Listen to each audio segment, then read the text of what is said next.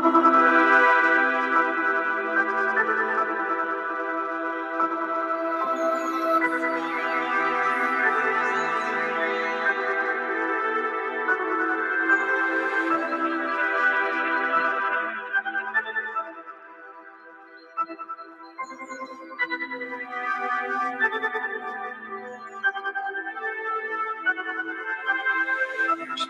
beings having a human experience.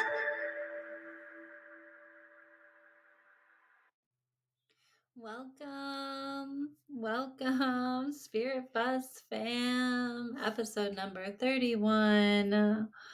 Welcome, light workers, peacekeepers, sages, mystics, some truth seekers, black sheep, indigo people, rainbow people. Oh, welcome, spiritual beings having this human experience. If none of these descriptions align, that's okay. I welcome you too. Thank you for being here.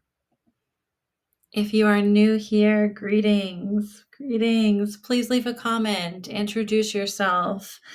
If you've been listening a while and you haven't commented yet, please do so too.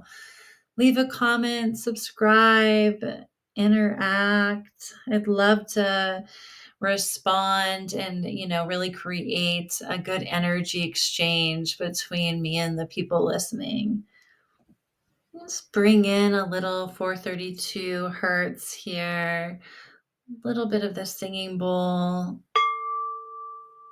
Just a little bit here. Just calling in some protective energy here around everyone listening. Just envisioning it, the color of the sun, circle around everyone right at this moment that's here listening to this.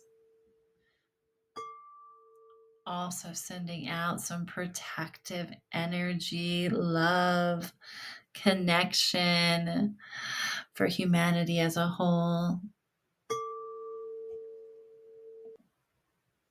Just one more time with that music, with that singing bowl here sound. That's so beautiful. Okay, so some updates. To begin with, there was some confusion pointed out to me, so grateful for that, about the book. So right now I'm sharing from several books from each podcast, at a time. There's many going on. I'm also reading a book kind of live on TikTok that I'm drawing from too. So once a book is complete, once I shut the book, I'm completely done with it, finished it, I will mention that book's name in a podcast episode. And the first person to comment the exact phrase that I'll let you know from that episode, I'm going to mail you the book and then, also start a mailing list. If you're aligned, for an updated newsletter or sorts, but I'm going to be starting to gather that. And you do not have to have your name on that to get the book. So that's something new happening. So this not only will allow people to become more familiar, with the amazing books, these authors, but it also helps me too, is that so you don't need to keep buying more bookshelves, and that, if the book is meant for me to read it again, I'm very aligned with the fact that I'm going to find a book, that same book, at a thrift store, and that's where I find most of the books that I read. Very occasionally, do I buy one from a bookstore? So it's really this energy exchange. It's coming, to me. And so this will be a way for us all to kind of go on that journey together. And you can keep the book, or maybe you give it away in some amazing, love-filled way.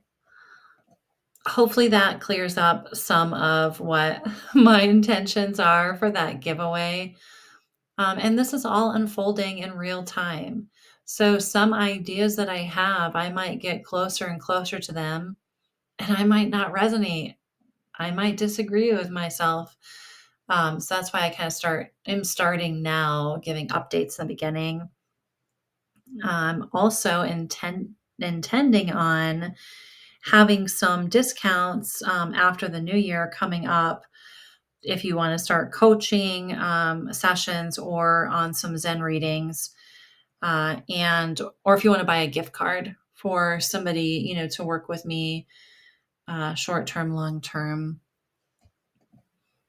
And for this portion, of course, this is for coaching and for readings, not for therapy. That right now is only available to people living in Michigan, meeting certain criteria with certain, insurances or self-pay. Okay. I think that, and I'm going to put my Linktree in the show notes now because I have found out what Linktree is, and I now have my own link. That's pretty exciting. So I'm learning a lot through this process, and I'm so grateful for you being here and, so I can be vulnerable as things unfold. Is that in the beginning, I know that podcast hosts, are learning as they're going, so it can be a little bit of a bumpy road. So for my own personal healing journey, I am re-listening to Ram Dass's Here and Now podcast to see what version of me, like what do I hear now? And in episode 11, he stated, and just to let you know, this is going to be out of context, which is okay because the context is pretty far out in there for some.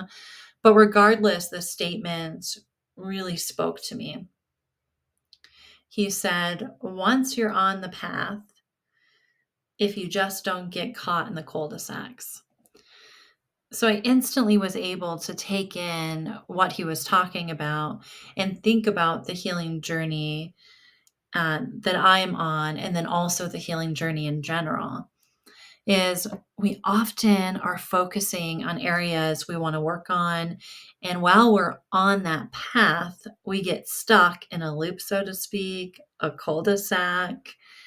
Sometimes we visit this cul-de-sac over and over until we find a path that leads us out into our next journey. So this reminds me also of the process of rewiring the brain. As we work so hard on creating these new neural pathways, we're often just kind of getting stuck in the old kind of existing ones, the already established ones, described maybe as an automatic one. Kind of to break it down, an example, we want to change a habit. We'll just call it a habit. We're doing amazing, early day and then afternoon, and then our evening self kind of feels depleted. We experience some fatigue. Our frontal lobe starts to have difficulty, kind of making decisions. Maybe there's some impulsivity. And we go right back into that cul-de-sac or into that habit or into that, automatic reaction. But then we reflect. We take the time, we reflect, and we realize that it's a lot about preparation. So we study ourselves. And remember, we are the greatest research project that we'll ever embark on in our life. And we see that if we just add in this support here, if we sprinkle in this preparation, maybe this skill, this practice, we're able to take the path right out of that cul-de-sac and on we go. And then after a period of time, and taking that same walk or that path that we've created, that reality, that neural pathway, and then transformation occurs. And then a new neural pathway is developed, and then on to the next habit if we choose. Or I should say, if we're aware. And then as our awareness grows, if we notice that the change that we want to make, The habit we want to break is often hijacked when other people are present. This is likely a really important aspect, of the change, to prevent ourselves from getting stuck in that cul-de-sac. So Livia Shapiro, the author of the Somatic Therapy Workbook, shares, if the boundaries provided to you as a child were fuzzy or inconsistent, you may have internalized this relationship and then created ambiguous boundaries as an adult. Recalibrating to a healthy sense of boundaries in which you do not betray your own commitments and are able to articulate your boundary needs and relationships is vital to healthy adulthood. So, in that reflection, when working on getting, and not getting stuck in these cul-de-sacs, it's important for us to note if the automatic reactions, behaviors, habits that you wish to rewire seem to be present when other people are part of the event, time of day, circumstances. And this part might be good to work with a trained professional to really process, if the habit, if you're having a hard time rewiring that, or if it's causing you or others distress during the process. I mean, a cul-de-sac in itself might be a great representation of betraying, our own commitments to ourselves. I mean, isn't most of it, a sort of betrayal? Many habits, automatic reactions, etc., like were formed, from the need to survive, from the need to survive. Many of them were the solution at one point. So then when we develop this awareness that the solution is no longer working, or we're no longer aligned with it, when we gather the resources to help assist with it, to step into action steps, we develop a new solution, which then, if we are in alignment with that, we work hard on maintaining those changes. This then all becomes a journey of awareness, which continuously involves the more you move through the stages of change over and over, and really simultaneously for many potential changes at once, not all on the conscious level. Some changes take place naturally as more time passes, deeper connection to self occurs. Sanaya Roman, Personal Power Through Awareness, she shares, this lifetime is a journey of finding your deepest level of truth. Every situation in your life that is causing you a struggle or pain is an area in which you are learning about being true to your soul. So, thinking about those boundaries, it's really about finding that deepest level of truth within us, is finding our alignment, is asking ourselves, am I aligned? Do I resonate with how I am showing up now in my life? As you're going through the day, as you're recognizing when you're getting snagged, and that habit might be an automatic reaction when you're engaging with someone, or you're, for example, sitting with a group of people and you notice that they're gossiping and you get sucked into gossiping too, but there's a part of that awareness that you don't align with that. There's so many challenges when we become aware, but it's also such a beautiful journey when we start developing that awareness, and we're doing it through observing ourselves as we're moving through the day and then reflecting, and that's such an individualized process on how we reflect. Some people do, just a sit down reflection. Other people journal. Other people have a support system that they talk to. There's no right or wrong way here. It's all individualized. again, remember, as you're moving closer and closer and closer to your truth, how you heal yourself, how you rewire your brain, your path is going to look different from mine. It's going to look different from other people because they're not you. And a whole cul-de-sac in itself is trying to show up in ways that you see other people showing up without first getting to know if that works for you. Now, of course, like when you work with certain, trained professionals, yes, they've been trained maybe in mindfulness or for therapy, cognitive behavioral therapy, dialectical behavioral therapy, somatic therapy. If you're getting more of a holistic, it may be different types of holistic, uh, practices. It may even be certain spiritual practices, or maybe you are part of a religion. And that's beautiful if it aligns. If you're speaking that language and it is working for you, and you're able to rewire your system without sitting in shame, without feeling that you're missing something, is that, remember, I'll say it again, is that we are the biggest research project that we will ever embark on. And there's no need to get stuck in cul-de-sacs when we didn't even make that choice.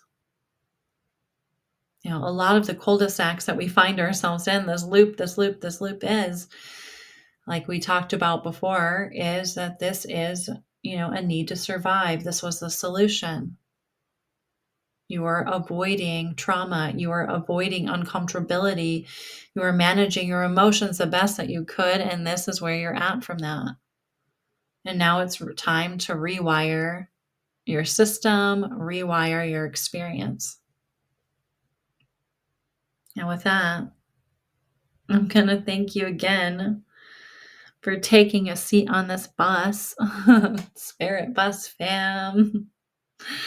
I love this quote. It's going to happen a lot throughout our journey together. But a quote from Ram Dass, is, we're all just walking each other home.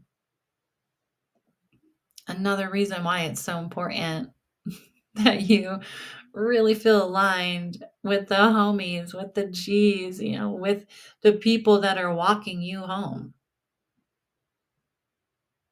Because we really do influence each other's path. And we want to make sure that we have good boundaries, make sure that we're surrounding ourselves with people that inspire us.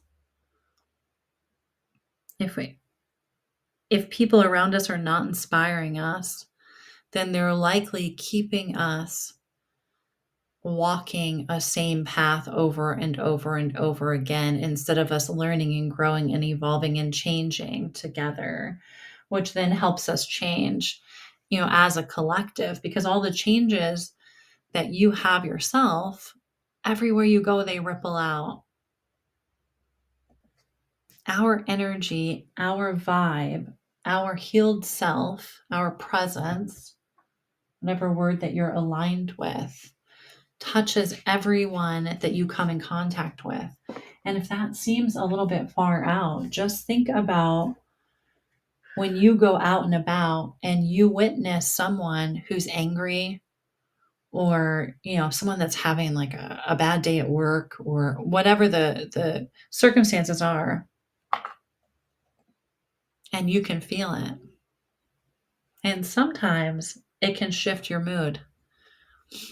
And sometimes it can really have an effect, when you're, a lot of times when people are driving, if some angry driver, comes, into your awareness, sometimes it can really hijack our experience. So then also think, if we're out and we're really radiating joy, we're staying connected, we're staying present, we're staying mindful, we're really just kind of envisioning that rippling out. We're smiling at the people when we check out. We're being very courteous, to not smear someone in a negative way, knowing that there's lots of different realities going on there at once. It doesn't mean that we, by having that understanding, it doesn't mean that we're condoning, realities that we may not agree with, but it doesn't, we do have to show up in this really harsh energy, that we're then impacting people that we don't even know their story. We have no idea about their path. I have no clue because we don't live it. We only have our assumptions and our biases from our own life. All right, 3-card drawing from the Osho deck here. Okay. First card is innocence. This card is inviting us to take time out to slow down and to recognize all the beauty, all the innocence around us. It's to invite you, instead of stepping on that ant, step over that ant. Instead of killing that spider, maybe get a bug grabber and put it outside. When you're on your walk, pause, take a look at a leaf. Take a look at a branch of a tree. It's just slowing down and really seeing, the innocence, the beauty of everything around us. Second card, guidance.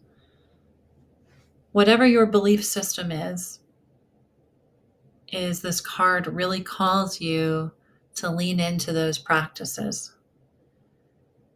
And if you don't have a spiritual belief system or a religious belief system, maybe your belief system is to be the kindest version of you, then I would invite you to lean into practices that help you wire that into your system.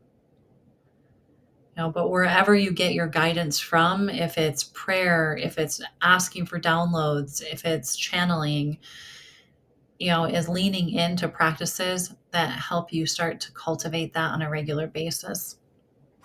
Last card, receptivity. Perfect. It is being open to receive. So that is really fine tuning those practices of, how are you receiving this information?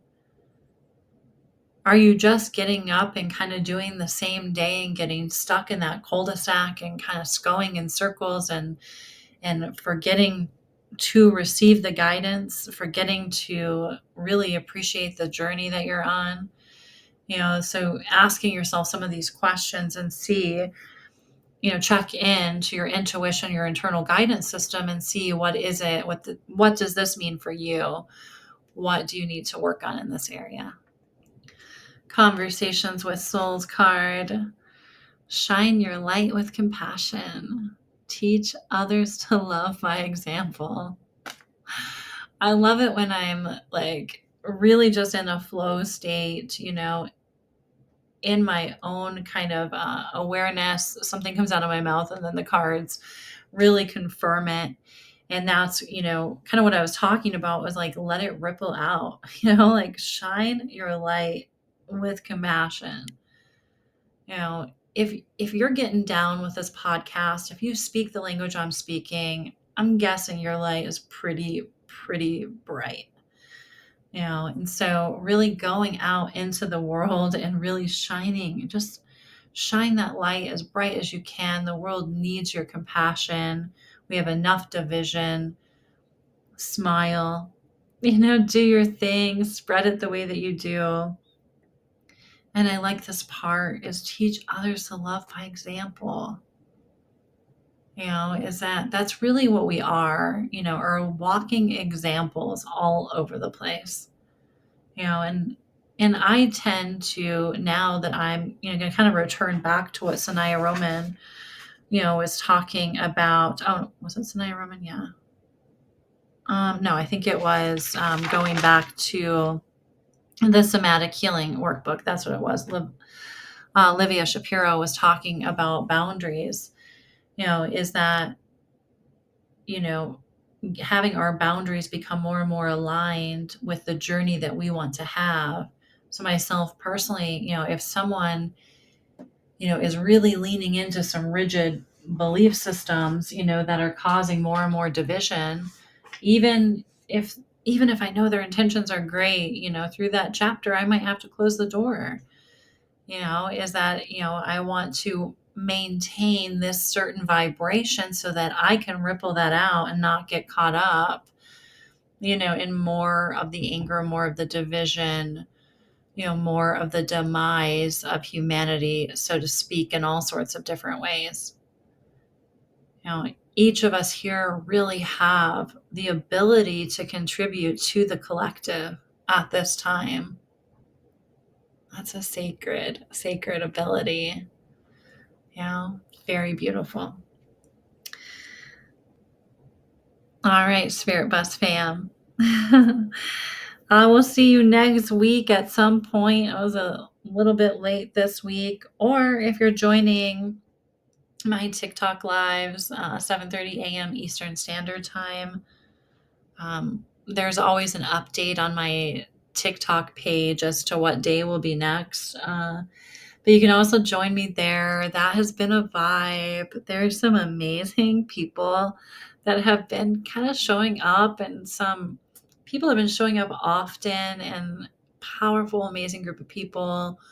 And if TikTok is no longer in January, I'll update on here when, or what platform will be going to. Okay, if you're here and you're listening and you've taken a ride in this bus, please hit the subscribe button or follow button whatever platform you're on. Leave a comment. I'd love to know that you're here and that you're listening, and engage and have that energy exchange with you. Take care, fam.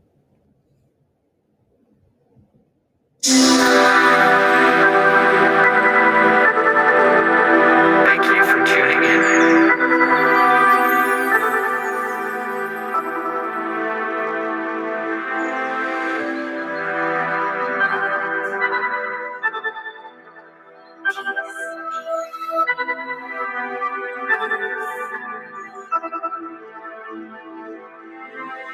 Your spiritual beings having a human experience.